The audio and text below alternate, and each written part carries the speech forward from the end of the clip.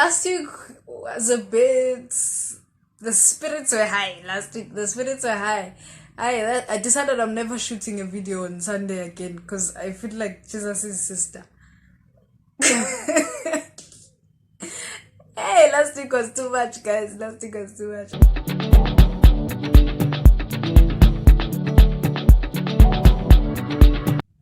Robert Kiyosaki says in his book, success attracts money. Money.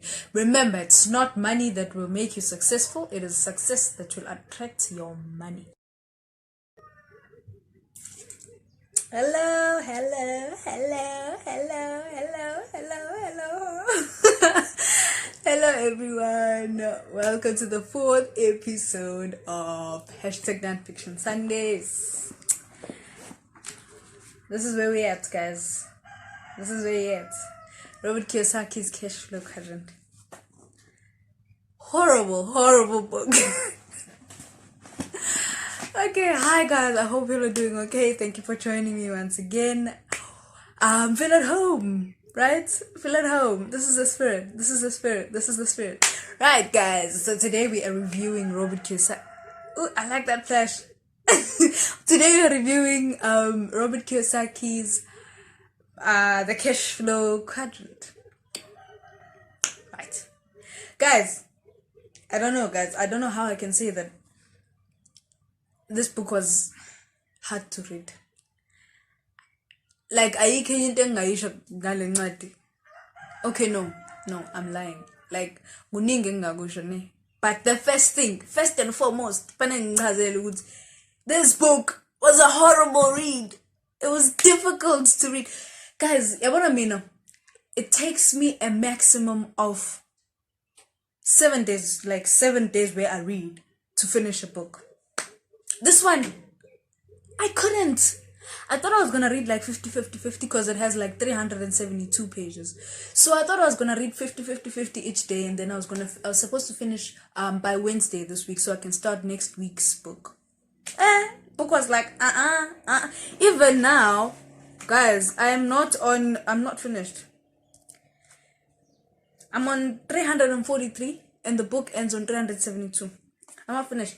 Could have finished last night, but I don't feel like reading this book anymore. So hi Robert, thank you for making my life miserable. Okay, guys, the nicest thing about this book is that it's thought out. It's carefully thought out. It's beautifully written. I'm gay. No, it's not beautiful. Listen, it's for the hardcore people who are like, I wanna get rich.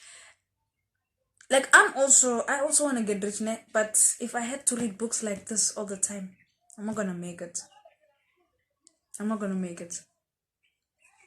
So what Roberts is talking about in this book, it's a quadrant. It's a square that's divided into 4.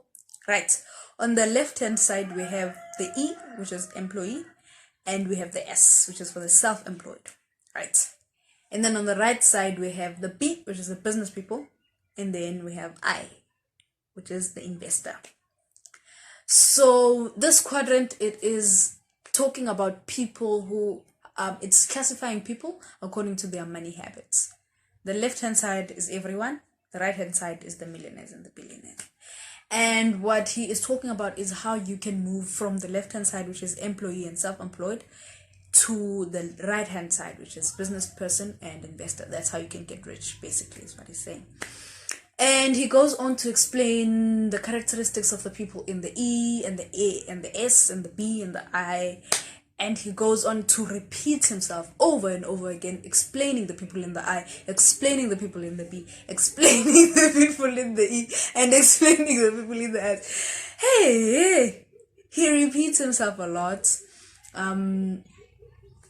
It doesn't make the book redundant. It just makes it hard for me to read because I'm a storyteller. I read better. I read stories better. So when he comes to me and tells me, you know what, Robert, this book is a gem, guys. But I would recommend, for people who are like me, I'd recommend that you actually get a recording of this book. What do you call it? Where they read for you and then you listen? Audiobook. You get an audiobook version. Because wow. But guys, so my ultimate goal is to be in the B and the I quadrant. So I read the book because I can't afford the audiobook. So I struggled through the book and then I read it. And guys, there's a lot that I got from it. There's a lot. You know, when you go past, like, this sounding like a lecture, it's like, yes, it's like a long ass lecture of somebody explaining to you something that you're supposed to. It's a lecture. A text. If you know text and the lecturers and what they do in the text lecture, yeah, it sounded like that. And by the way, you know that the rich have a way to not evade, but to not pay taxes. So we, the people who are working here, we are suffering. But the rich people, they have laws that they can use and tax, and that they can use to not pay as much tax as we pay. So of course I want to be in the rich club, right? Because they don't pay taxes. Guys, I found a lot from this book, this being one of them, right? And then I was writing down, like, it took me about like 6 pages, and I don't write much when I read, but this one took 6 pages that I was writing down. So the first 250 pages of the book is talking about the quadrants and their characteristics of the people who are there, and their mindsets and how they speak. That's 200 pages of me reading, trying to figure out what exactly, how I can move from the left side of the quadrant to the right side of the quadrant. What is the name of the game? Because he talks about the game. People don't know the name of the game. People don't know the name from page 1 until page 250. And then around page 300, he tells you the name of the game, finally, right? You have to be patient. If you read this book, guys, I'm not going to lie to you, it was filled, it was packed with insights, it was packed with beautiful things. It was packed with a lot of clever words and things, system. He talks about you building a system to make money, and that you have to build a working system where you don't have to be physically there in order for the system to work, because true financial freedom is when you can earn money without taxing yourself. Clever. I told you, clever. Right? So there is, like, guys, there are so many points that I would like to share with you from this book. And if I had to tell you point by point what I learned from this book, it would be a 1 hour long video, and I don't have data for that. But